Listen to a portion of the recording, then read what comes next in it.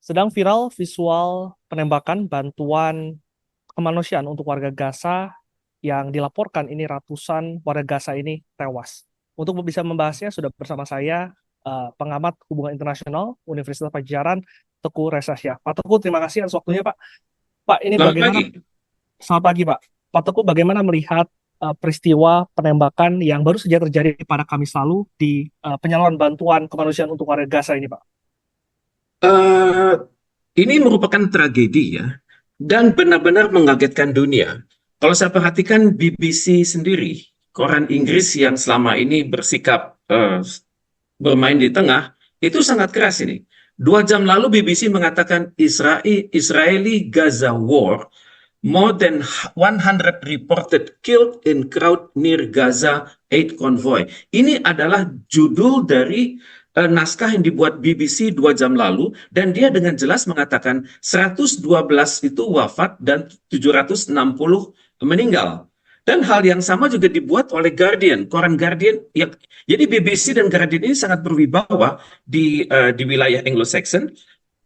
Guardian dengan judul mengatakan 112 dead in chaotic scheme as Israeli troops open fire near 8 trucks. Jadi negara-negara barat sudah mulai terbuka sekarang bahwa mereka dengan cepat menyatakan berapa yang meninggal, berapa yang terluka, dan di mana posisinya, dan juga mereka dengan cepat mendapatkan penjelasan dari pihak-pihak yang berwenang di sana. Ini menunjukkan sekali bahwa Israel ini benar-benar ngotot menerapkan nakbah ya, yakni peniadaan simbol-simbol yang bukan Israel di wilayah Gaza saat ini. Dan untuk itu ya mereka sudah bergerak dengan berbagai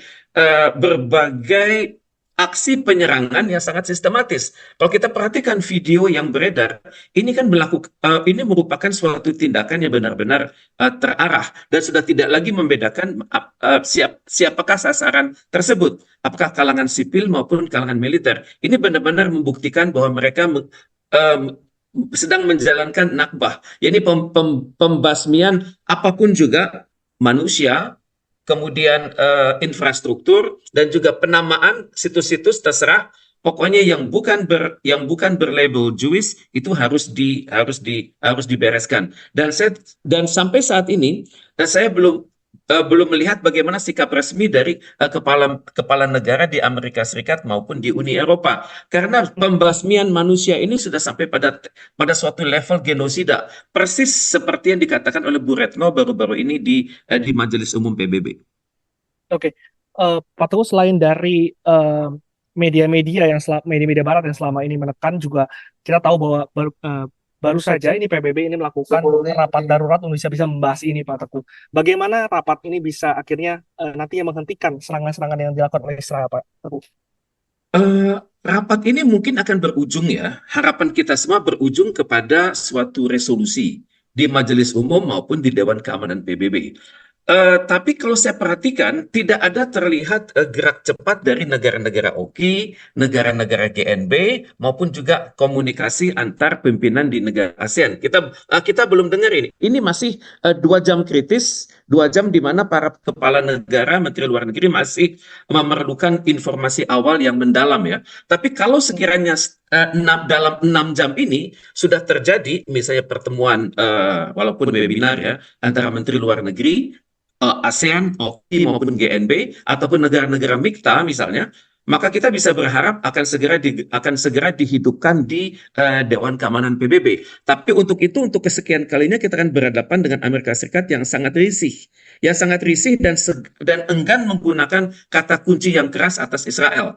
Tapi bagaimanapun juga ini suatu perkembangan terkini yang benar-benar merupakan pembinasaan, benar-benar lebih dari sekedar genosida atas masyarakat di Palestina. Dan untuk itu kita tidak akan kaget kalau dalam 6 bulan ke depan maka akan muncul statement-statement yang keras dari negara-negara di Timur Tengah, di mana sekaranglah saatnya mereka mempersatukan ide. Mereka tidak lagi berpikir siapa pro Arab, siapa takut-takut sama Israel, tapi mereka tampaknya akan segera menyatukan posisi. Tapi ini baru kita ketahui setelah 6 jam. Oke, Pak Teguh, ini ada kesan dengan adanya penyerangan terhadap titik bantuan.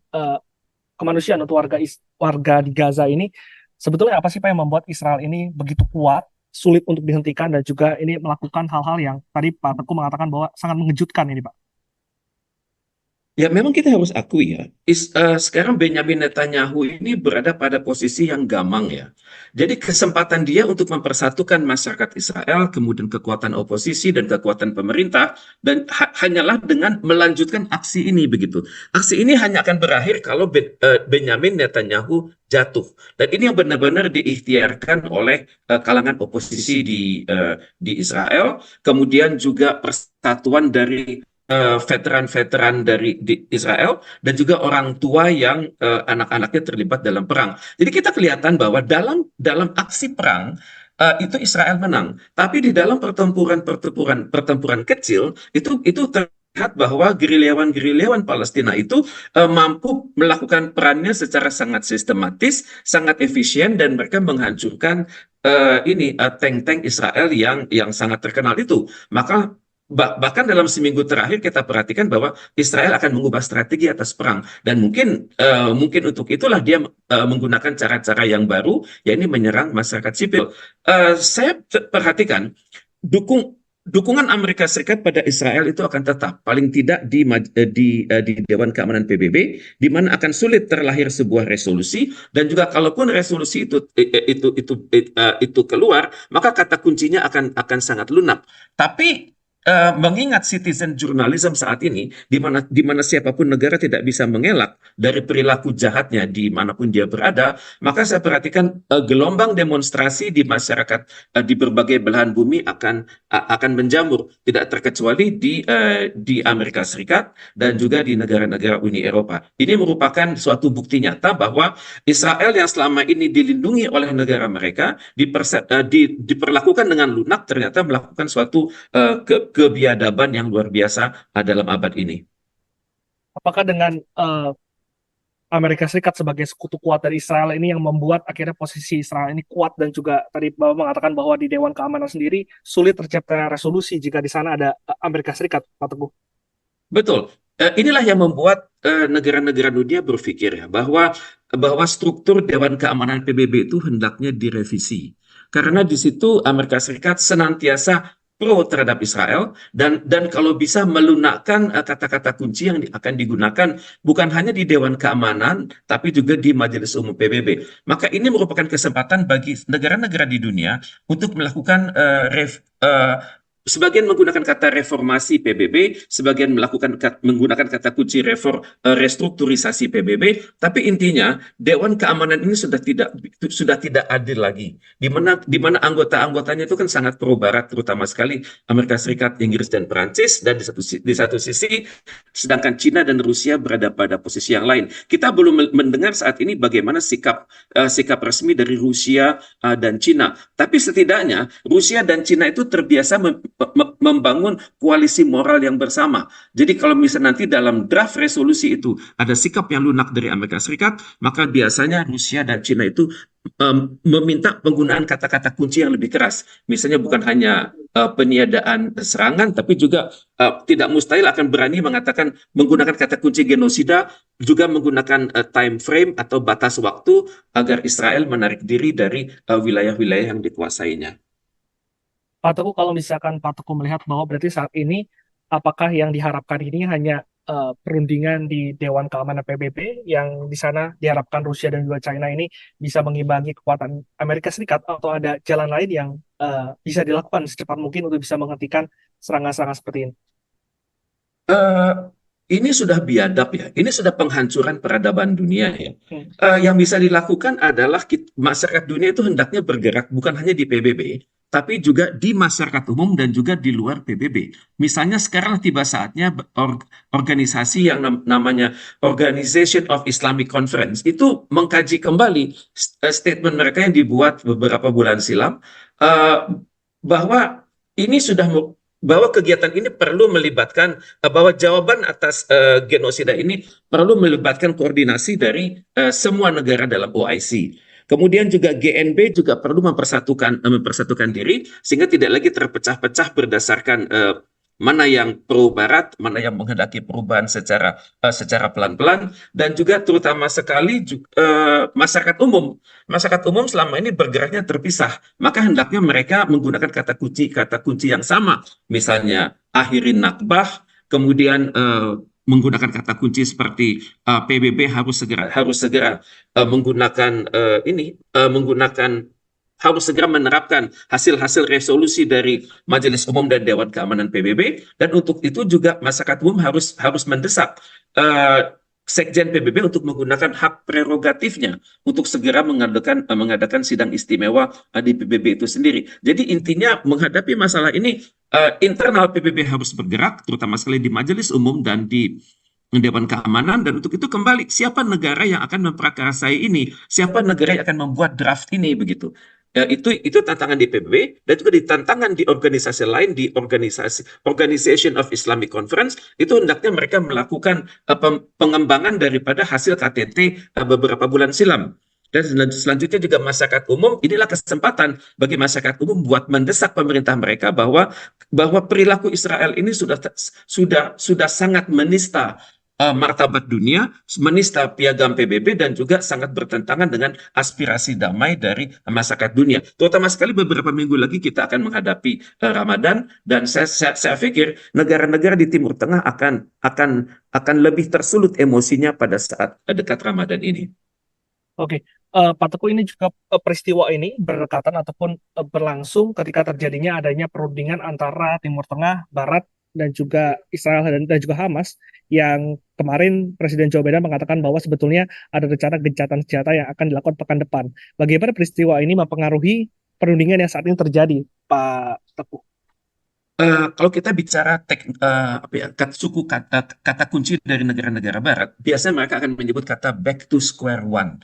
Jadi akan kembali kepada titik awal. Dan itu yang pertama. Dan yang kedua, ini merupakan tamparan besar bagi Gedung Putih, karena ide-ide Gedung Putih yang mulai melunak. Ya, mulai melunak, tapi sangat pelan-pelan melunaknya. Itu sudah ditampar oleh Israel dengan sangat keras. Ini di depan mata dunia ini, di mana konvoi bantuan itu ditembak secara sangat sistematis, dan dunia bisa melihat bahwa dari kamera yang dibuat oleh kalangan Israel itu sendiri, itu kelihatan bahwa serangan itu sangat membabi buta. Maka ini sesuatu hal yang tidak bisa dimaafkan, dan untuk itu saya perhatikan perundingan hanya bisa perundingan sekarang sudah mulai kembali buntu, dan untuk itu ya saya berpikir, apakah kekuatan-kekuatan domestik dalam Israel yang anti Netanyahu, bisakah mereka membuat momentum seperti ini untuk segera mempercepat kejatuhan dari Benjamin Netanyahu tersebut?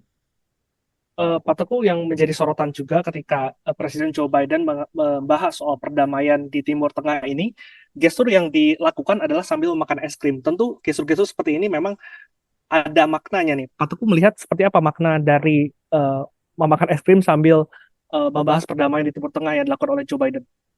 Memang kami terbiasa melihatnya dari berbagai aspek ya, dari body gesture, dari semiotik, dari lokasi, dari pakaian yang digunakan, dari topi yang biasa digunakan atau tidak. Ini setidaknya menunjukkan bahwa, kalau bisa saya simpulkan, ini Amerika Serikat ini belum sungguh-sungguh ini. Masih menganggapnya ini isu-isu kawasan lain, bukan kawasan dia. Tapi eh, hanya bisa berubah kalau negara-negara Arab ini melakukan sesuatu hal seperti yang mereka lakukan tahun 74 dulu, yakni aksi boykot ekspor minyak.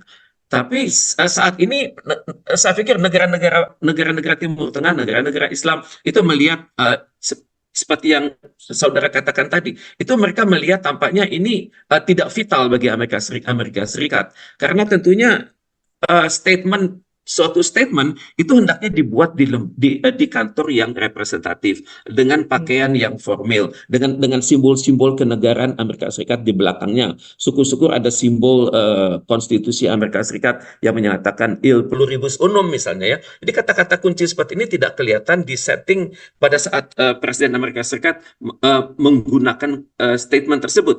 Maka ini dapat dikatakan belum serius. Belum serius, dan untuk itu negara-negara di dunia harus bekerja keras agar statement dari Amerika Serikat itu lebih serius. Kalau sudah begitu, maka Israel akan menanggapinya dengan serius pula.